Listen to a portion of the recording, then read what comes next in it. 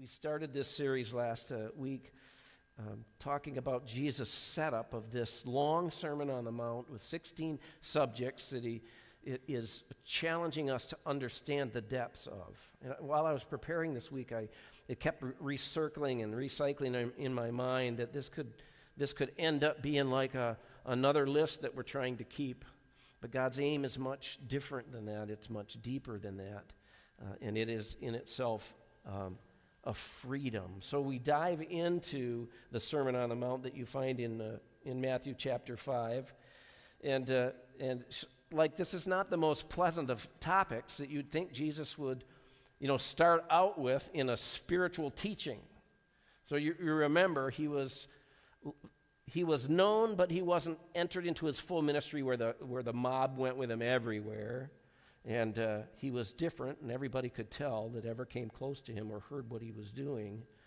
And here he's got his disciples just freshly chosen to receive teaching that would help them understand who is this guy we're following. I just can't imagine. They felt something inside. Because that call, I can say to you, follow me. I can, why would you? And if you didn't know Jesus, why would you? Because there's something inside in his spirit that really just brought to life these disciples. And they were gathered around him, and the crowds were a little farther back, and they were hearing all this too. Jesus always starts on common ground or common understanding. That's what that blank is if you have a handout. He starts this deep talk. Let's not call it a sermon. Sermon's boring, right? It's his communication. Did you say no, Mark? Okay, awesome. And so he started in Matthew 5, saying, "You have heard that it was said to the people long ago, 'Do not murder, and anyone who murders will be subject to judgment.'" So in 6 different topics going forward, we're going to hear this repeated. You have heard that it was said, you have heard that it was said, you have heard that it was said. Common ground. Let's all get together and agree on something, and we'll go from there. And everyone knew this. It was part of the 10 Commandments. Exodus chapter 20, verse 13. You shall not murder. And so everybody, the whole group kind of was with him. So that's good. It was a familiar and very obvious teaching. And so let's break that down. The offense, the judgment, and the conclusion. We're going to do this twice. So the offense he's talking about is murder. Exodus 21, 12 and 13 gives a little more about that. Anyone who strikes a man or another person and kills him shall surely be put to death. However, if he does not do it intentionally, but God lets it happen, he is to flee to a place I will designate. So we have right off the bat what our legal system is really based on: premeditated, planned, or on-purpose murder, and the taking of a life that may have been an accident or an extension of an action that you only intended to go so far. And of course, we know it always goes farther than we ever intend when we start making decisions that are not according to God's heart and his plan. The judgment that they would put to this, and as we just read in Exodus 21, 12, is a physical death. That's what they connected that kind of judgment with.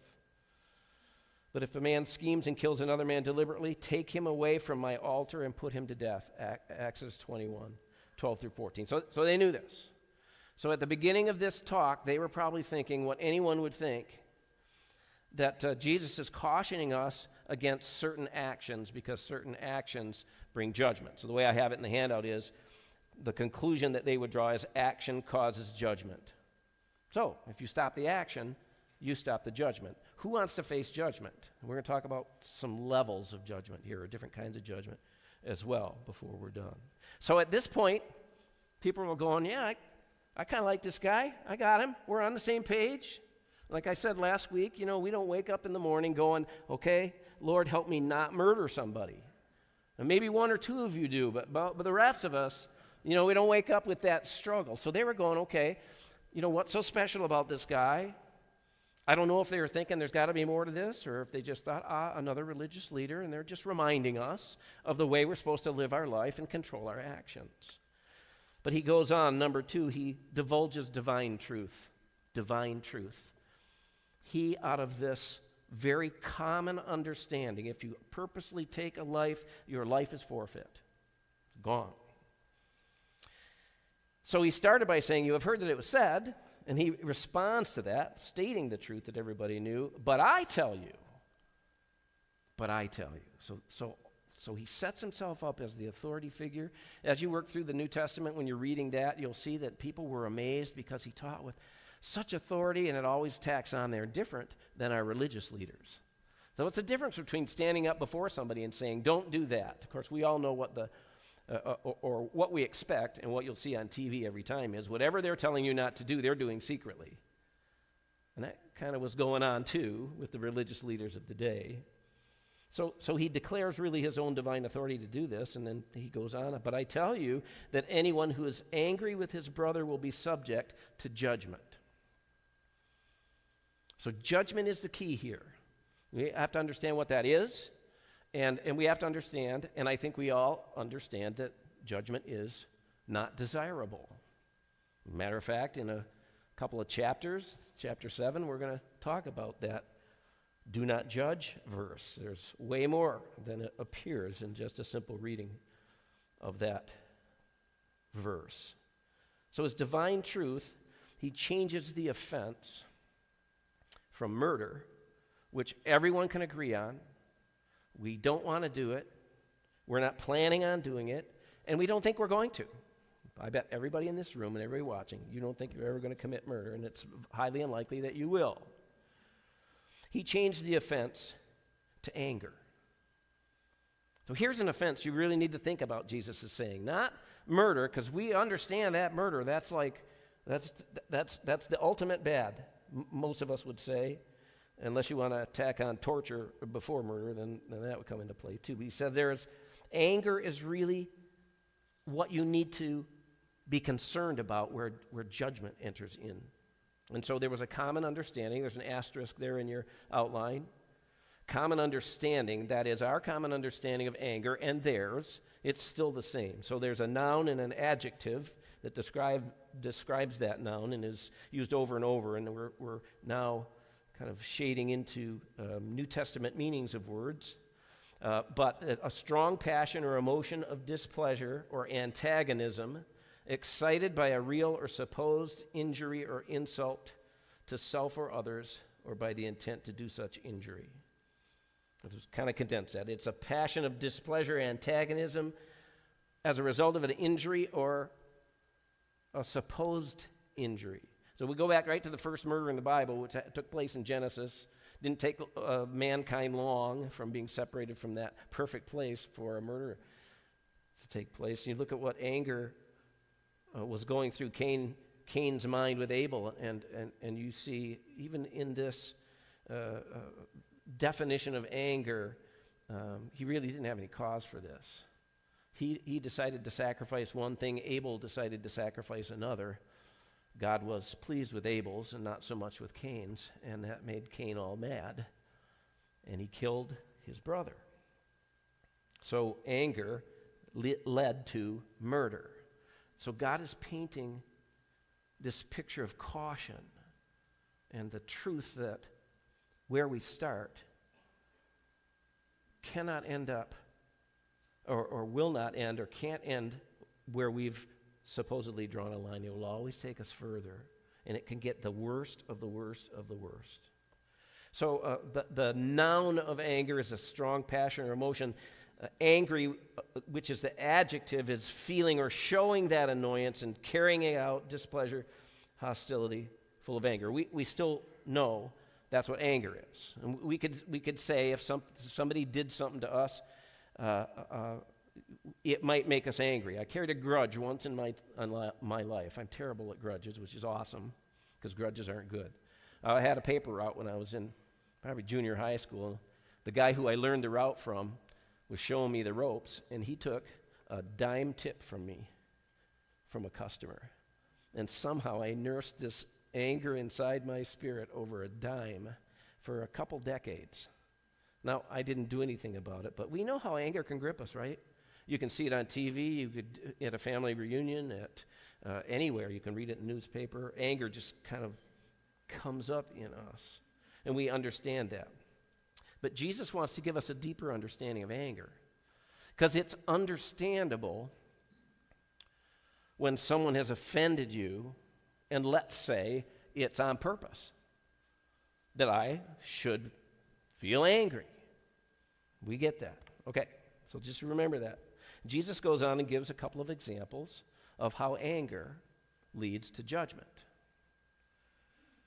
So he says, Matthew 5, first half of verse 22, again, anyone who says to his brother, Raka, is answerable to the Sanhedrin, but anyone who says, you fool, will be in danger of the fire of hell. I remember this verse from years and years, like when I was a kid ago. I didn't have anybody explain it, but I always thought, boy, that's kind of excessive. Anyway, let's go on. So there's two terms he uses here. Raka, which really means empty-headed. If you're calling somebody empty-headed, the NASB translates it as good for nothing. Oh, so-and-so, good for nothing. There is the judgment of the Sanhedrin. So he doesn't use the word judgment there. He says is answerable to the Sanhedrin, but that's what the Sanhedrin were. They were judges. There was the greater Sanhedrin, which was like the Supreme Court, and there was a lesser. And so if you even just said, you good for nothing, you could be pulled into this court of religious leaders and faced some kind of judgment. I don't know what that judgment would be. I don't think that's that important for us this morning, but he uses something we can relate to again.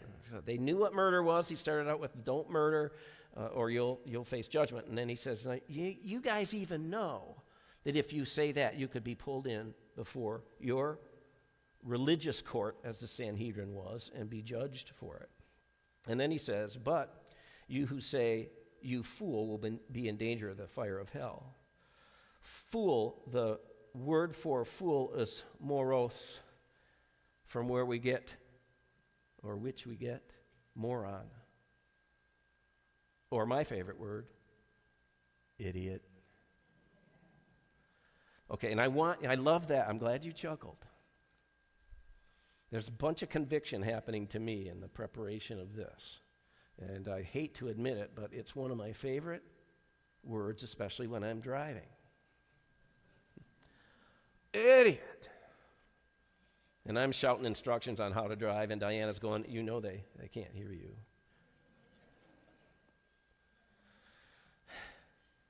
And he said here, where Raka would draw human judgment, calling someone an idiot could lead to the divine judgment of the fire of hell. Which brings us to, oh no, I'm getting ahead of myself. The cycle of putting this together gripped me this week. I almost changed and printed new bulletins this morning, actually handouts because of the order, but I'm going to stick with this. So it's really common for us to just call somebody an idiot, right? Maybe you have a different special word. But we all look at people and just, I want you to see what is happening in our minds. So I'll share what's happening in my mind. Man, I hate sharing this kind of stuff. Honestly, I do.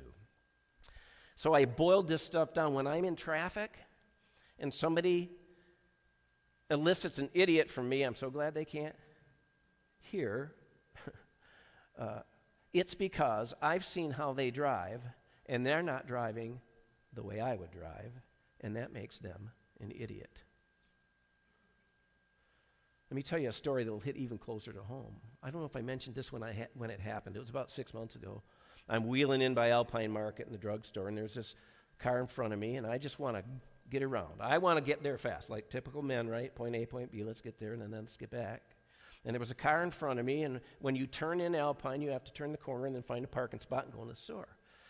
And this person was taking a wide turn, and I thought,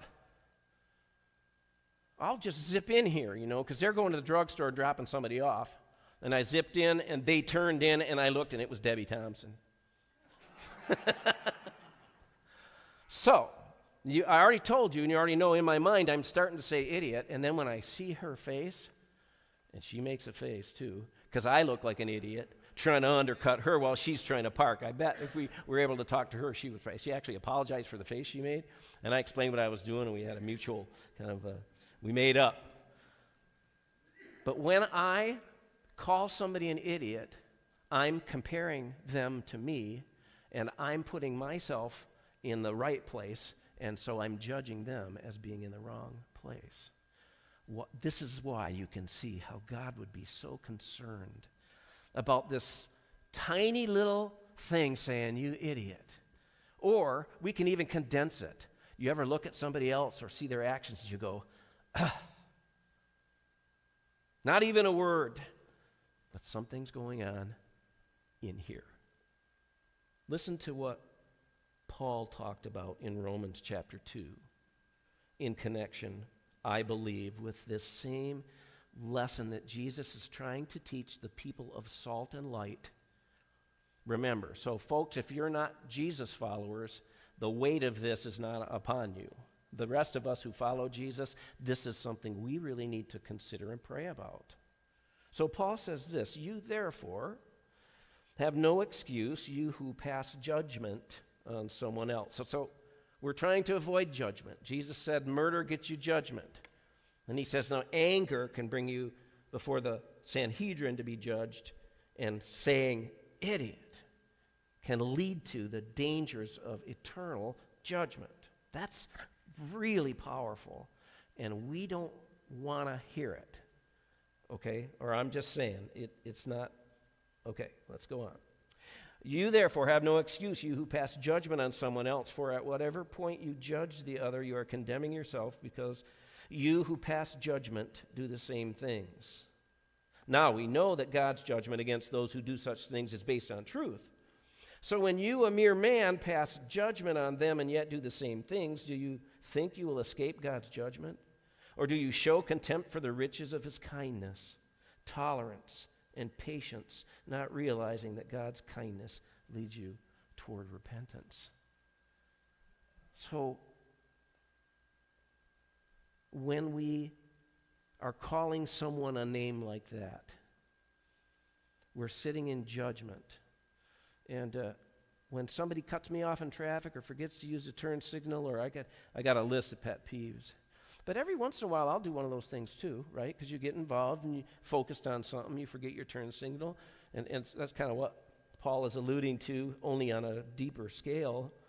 I'm going to judge somebody else, but when I do it, I have an excuse.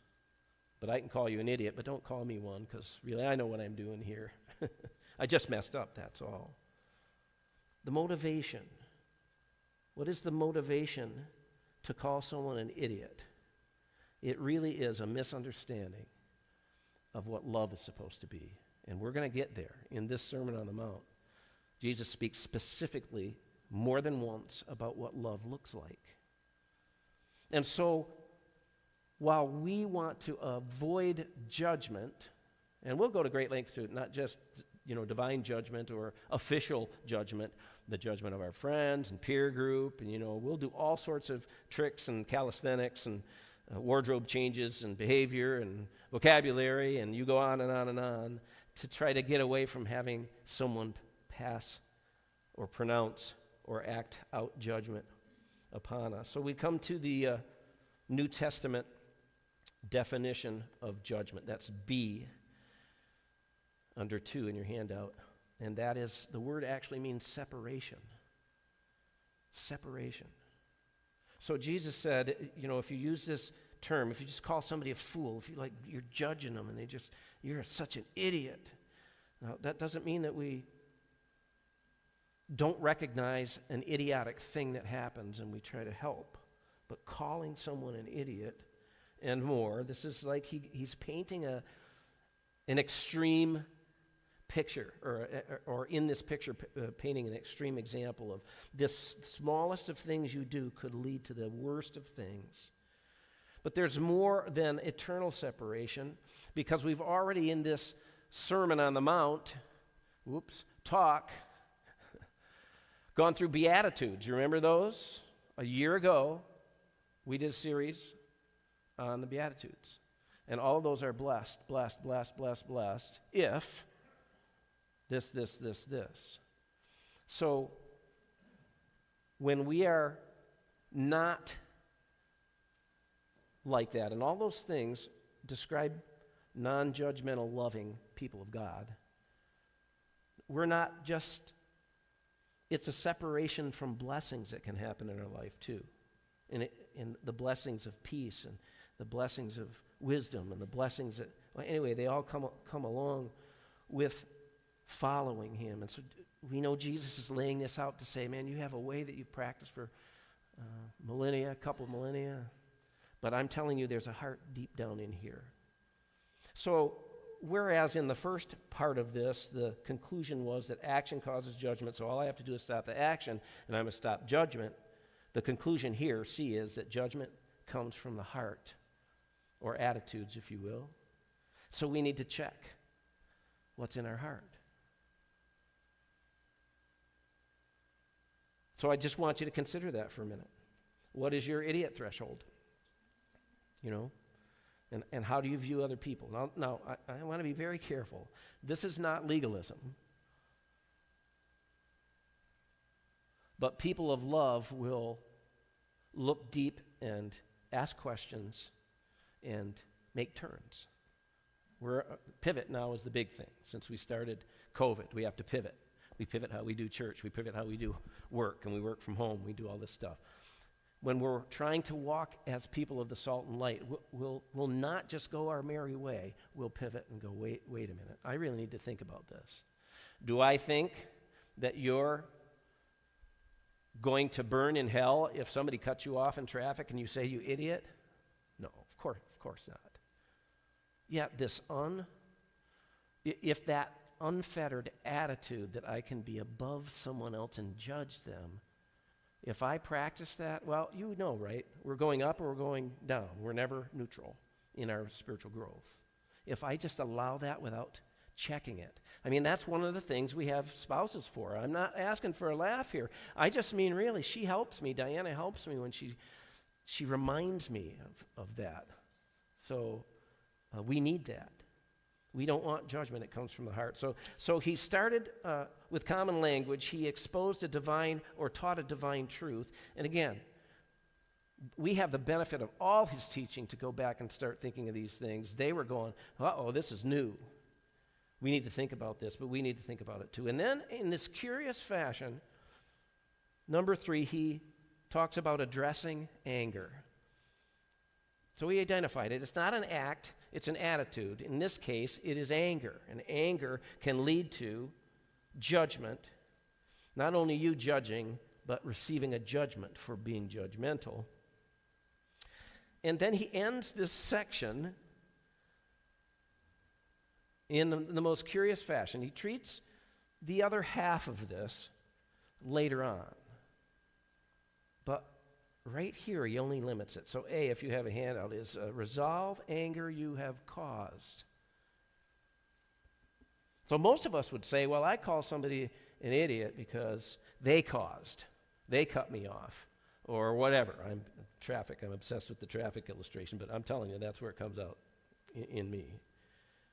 And so we would think, if I'm going to get a hold on this anger, so I have to figure out then how to stop reacting, stop setting myself up as the example when I know I'm not perfect and all that. But Jesus said this is how you start to address the anger in your spirit. So he says in verses 23 through 26, therefore, so that's how we know it's attached to what he just said. Therefore, if you are offering your gift at the altar and there remember that your brother has something against you, leave your gift there in front of the altar. First go and be reconciled to your brother. Then come and offer your gift. Settle matters quickly with your adversary who is taking you to court. Do it while you are still with him on the way, or he may hand you over to the judge, and the judge may hand you over to the officer, and you may be thrown into prison. I tell you the truth, you will not get out until you have paid the last penny. And then he moves on to another thought, which we'll talk about next week.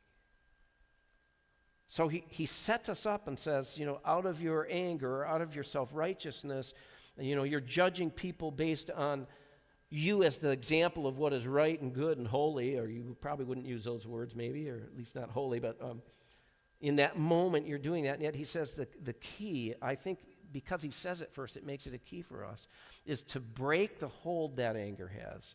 You first need to think about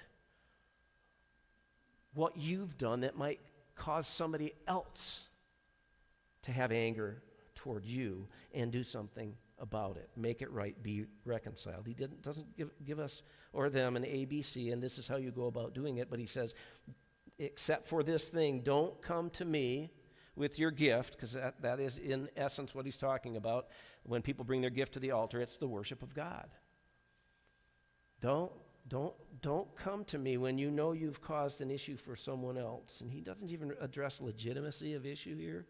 He just says if somebody has something against you, well, they've displayed anger against you, lay that gift down, lay that worship down. Go and make it right with your brother. And the second example is like it. So if you're in a litigious situation, if you're being sued for something, something happened where they didn't think there was any other recourse. Now, I know we're a litigious society and somebody can sue you because of the name you have, even though you didn't have anything to do with that. But we're not talking about that. We're talking about, real offenses here.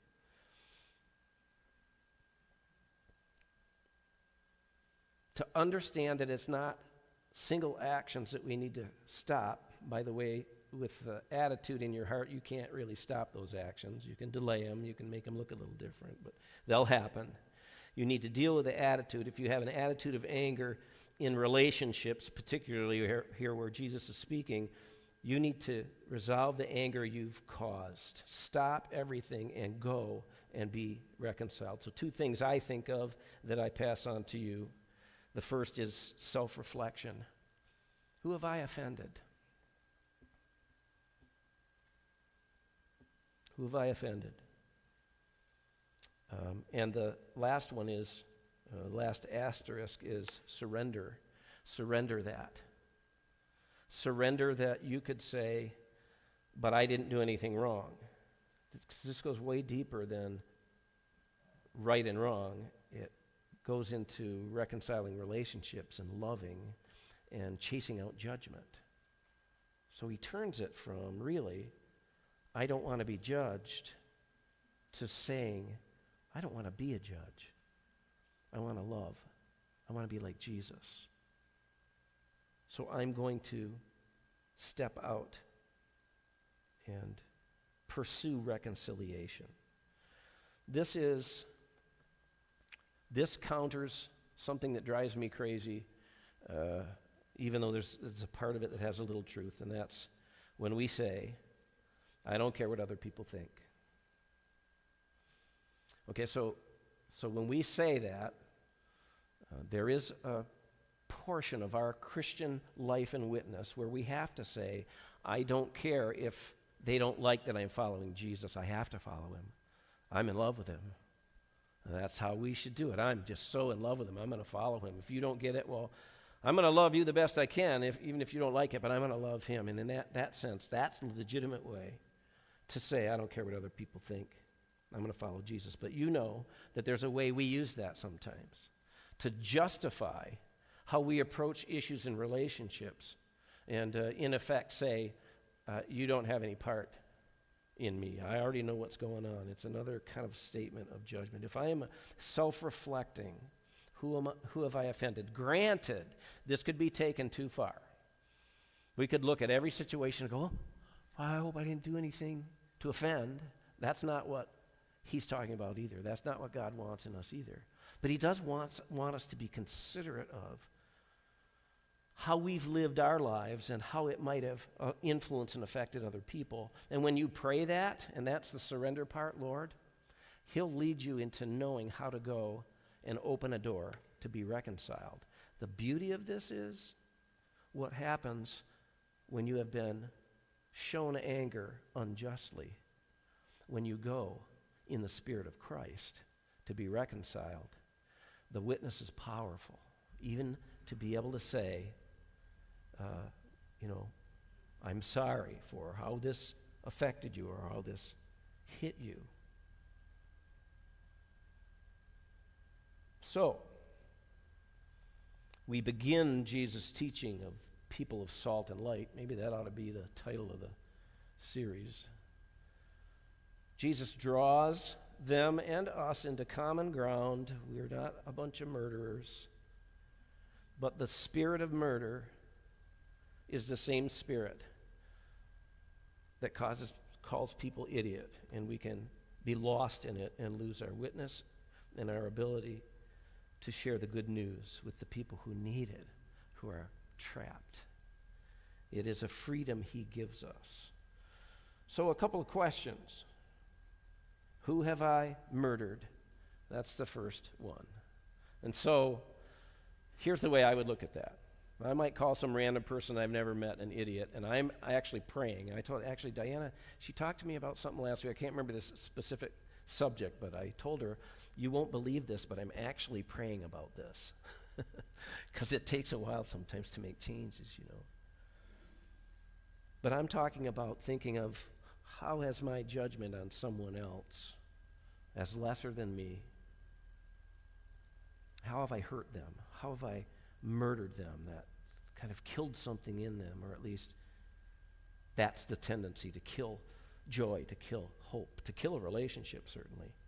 And how can I make amends? Again, Jesus doesn't lay out a whole, progression. How do you go to make amends? All he says is interrupt the most important thing, and that is the worship of God, to go and make amends with people that you've passed judgment on. I guess that's the best way to put it. So the praise team's going to come up now, and we're going to sing the chorus of that last song, I Surrender, a few times. The first time through, I just want you to ask that question of God. So where am I in this? Who might be in this, this sphere of influence for me that I've just really quickly tossed out some epithet, maybe it's not idiot. Who knows what it is? Maybe they deserved it. Maybe they didn't. Really, that doesn't matter. It's not loving. We're going to get into love deeper. And we'll sing through the chorus a few times and then just formulate a step in this direction. That we would be people not just afraid of judgment, so I want to stop an activity that's called bad, but I want to bring judgment. Because when I bring it, it brings a judgment to me that is immediate and separates me from some things now. And we don't want that to go down that slippery slope. And then I'll close in prayer. So would you stand and join as we sing this chorus a few times together?